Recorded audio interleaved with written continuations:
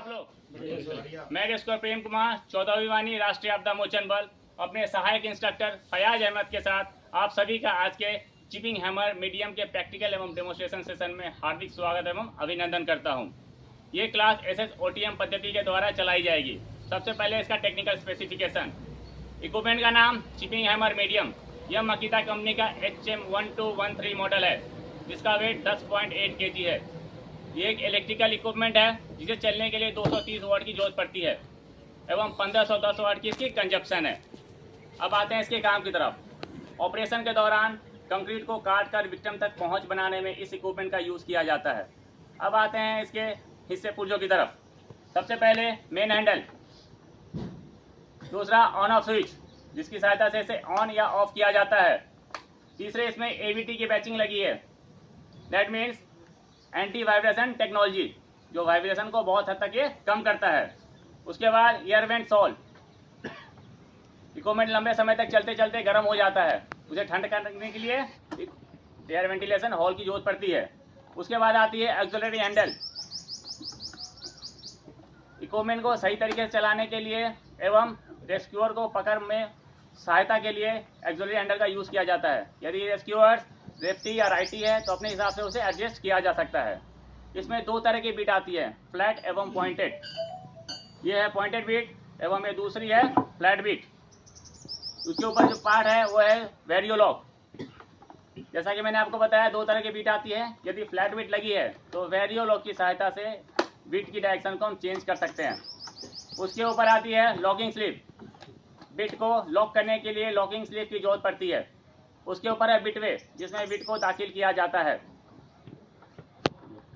इसके बाद इसमें आता है रेगुलेटर। ये इक्विपमेंट है, इसकी क्षमता है 950 से 1900 IPM इम्पैक्ट पर मिनट। इस रेगुलेटर में 1 से 5 तक की पोजीशन बनी हुई है।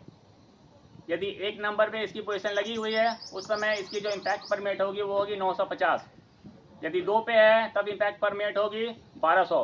यदि 3 पे है तो 1450, 4 पे है तो 1700 एवं यदि 5 पे है तो इसकी जो मैक्सिमम क्षमता है 1900, उस पर यह काम करेगा। उसके अलावा इसमें 2 सर्विस इंडिकेटर आते हैं, एक ग्रीन एक रेड। यदि ग्रीन लाइट जली है, इसका मतलब इसमें सप्लाई सही तरीके से आ रही है, इलेक्ट्रिकल सप्लाई, ये काम करने के लिए तैयार है। उसके नीचे एक रेड कलर की लाइट है, यदि वो ब्लिंक कर रही है दैट मीन्स ये सर्विस इंडिकेट को दर्शाती है। जब भी इसके कार्बन ब्रशेस होते हैं वो खराब हो जाते हैं, उससे 8 घंटा पहले तक ये क्या करता है, ब्लिंक करना शुरू करता है। मेरे कहने का तात्पर्य, जब ये ब्लिंक करना शुरू किया 8 घंटे तक आप इसको यूज़ कर सकते हो। उसके बाद ये यूज़ करने लायक नहीं रहेगा या सर्विसेबल नहीं रहेगा, इसमें दोबारा से ब्रश डालने की जरूरत पड़ेगी। क्लियर? अब आते हैं इसकी सेफ्टी प्रिकॉशन की तरफ में। सबसे पहले चलाने के लिए प्रॉपर PP का यूज़ करें। कभी भी इक्विपमेंट चलेगा तो बड्डी में काम होगा, बड़ी पेयर में इक्विपमेंट का यूज़ करना है। कभी भी इक्विपमेंट को ओवर रीच ना करें। और चूंकि ये इलेक्ट्रिकल इक्विपमेंट है, हमेशा इसको कोशिश करें कि पानी वाले क्षेत्र में चलाने से बचना चाहिए, बारिश वाले क्षेत्र में चलाने से बचना चाहिए। इसे शॉर्ट सर्किट के चांसेस होते हैं। तो ये रहा टेक्निकल स्पेसिफिकेशन एवं सेफ्टी प्रोसीजर। अब बात करेंगे हम ऑपरेटिंग प्रोसीजर की, जो आपको ग्राउंड में दिखाया जाएगा। ऑपरेटिंग प्रोसीजर 4 भागों में पूरी की जाएगी। सबसे पहले हाउ टू असेंबल, उसके बाद हाउ टू स्टार्ट, तीसरा हाउ टू ऑपरेट एवं चौथा है हाउ टू स्टॉप एंड डीअसेंबल। तो आते हैं, सबसे पहले शुरू करते हैं हाउ टू असेंबल। असेंबल करने के लिए इसकी जो बिट है, बिट में हल्की सी लुब्रिकेंट डालनी जरूरी है। ल्यूब डालने के बाद बिट को लेंगे, इसके अंदर बिट वे में दाखिल करना है, ट्विस्ट करना है एवं इंसर्ट करना है।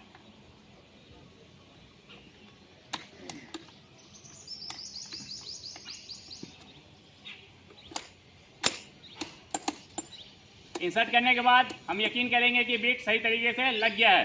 इंश्योर करने के लिए ये बिट सही तरीके से लग रखा है। अब आते हैं हाउ टू स्टार्ट। स्टार्ट करने के लिए जो दूसरा रेस्क्यूअर है वो एक्सटेंशन कोड की तरफ जाएगा। पहला रेस्क्यूअर जो भी ऑब्जेक्ट को तोड़ना है या काटना है उस तक पहुंचेगा। उसके बाद जो दूसरा रेस्क्यूअर है वो परमिशन लेगा। पूछो। Are you ready? Yes, plug in. जैसे वहां से प्लग इन किया गया, जो ऑन ऑफ की स्विच पहले बताई गई थी उसे ऑन करना है।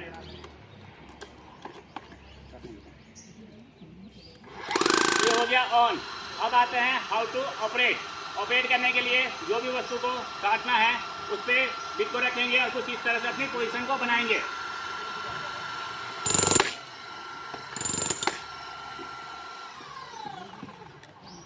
दूसरा था हाउ टू स्टॉप। जैसे काम समाप्त हो गया, जो दूसरा रेस्क्यूअर है वो पीछे से थपकी मारेगा, उसके बाद जो पहला रेस्क्यूअर है वो काम करना बंद कर देगा। उसके बाद आते हैं हाउ टू डीअसेंबल।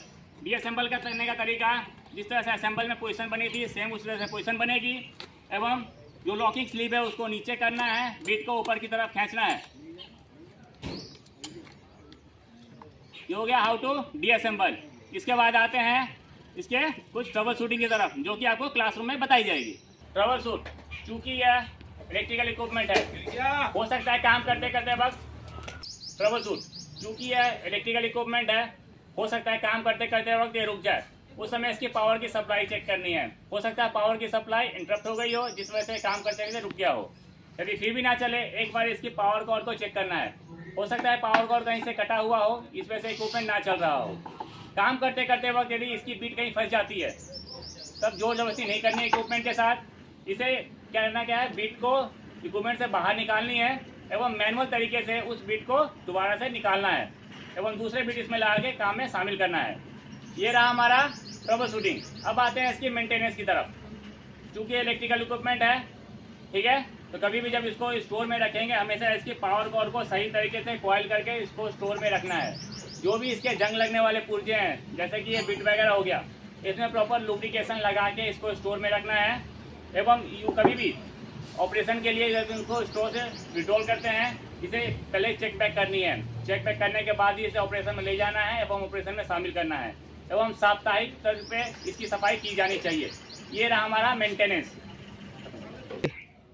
आप सभी ने मेरे एवं मेरे सहायक इंस्ट्रक्टर द्वारा दिए गए डेमोन्स्ट्रेशन को इतने ध्यान से देखा एवं मेरी बातों को सुना, इसके लिए आप सभी का बहुत बहुत धन्यवाद।